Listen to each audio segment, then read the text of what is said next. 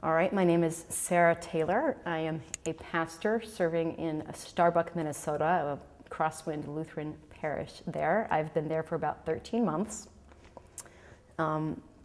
Before that, I went to seminary in South Carolina, and I grew up in Ohio mostly.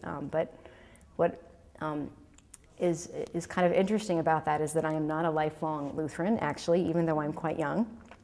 And actually what happened was my family moved from North Carolina, from a city where there were not a lot of Lutherans, to Springfield, Ohio, when I was going into about first grade. And my twin sister and I were going into about first grade. It was 1988 when we moved. And so it would have been about fall of '88, and we were looking and visiting different churches in the area trying to find a church home. And we went to church after church, and the folks there were not, they weren't bad, but my parents, I think, felt like, or my mom at least, felt like we weren't really being noticed very much. We could be there or not.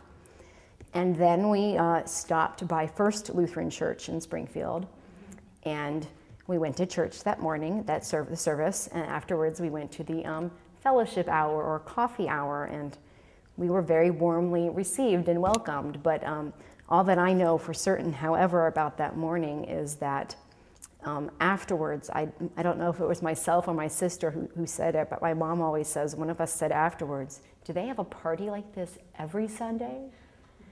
And they did. And so the rest is history, I suppose. We became Lutheran at that congregation, and I was baptized in February '89. Do you want to talk a little bit about what led you to seminary? I used to refer to it as God breaking down a series of brick walls to convince me that I could do this. But I was working as a day camp counselor, actually, doing day camps over mostly southern Ohio, sometimes a little bit more northern Ohio. And it was by working with pastors and congregations. That's kind of what you do when you're a day camp counselor, at least in Ohio. And as well as with the kids, that I started to think maybe this might be something I could do. And then one time a pastor said something like, people really like pastors who can play the guitar. And I became a pastor, but I really don't play the guitar very well. Do you have any thoughts on being a young pastor in the ELCA? Well, actually, we've just come off of our young rostered leaders gathering, so I think that there's a good bunch of us, and we are out there, and we are leading right now. But it's an experience. It's a lot of fun, and it's scary sometimes and challenging sometimes. Do you feel that the ELCA provides enough resources for you? I understand there are a lot more resources now than there have ever been, actually, in terms of support for first call pastors, and especially young first call pastors. It's still a bit of a shock to the system to go immediately from college to seminary to the real world. But there are a lot of resources out there, and it really does make a big difference. We have first call theological education. For example, we have this event that we've just finished. And your parish now, do you want to talk about that a little bit? You said you're at a rural parish.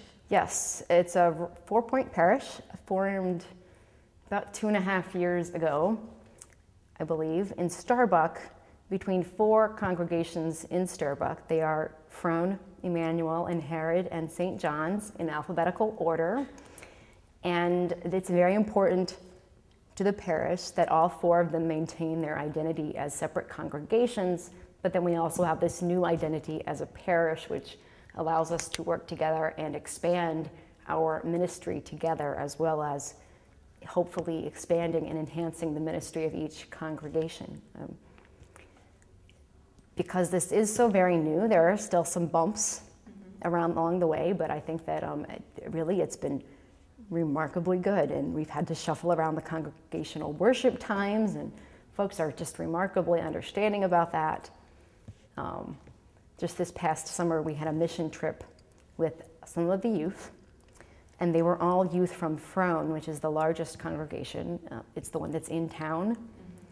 And we actually had a mission trip to Starbuck, from Starbuck, and we spent the 3 nights of our trip in the 3 country churches in the basements. And some of these youth had never been to some of these churches, but they were very, very warmly received. And of course, they were well received at Frone as well.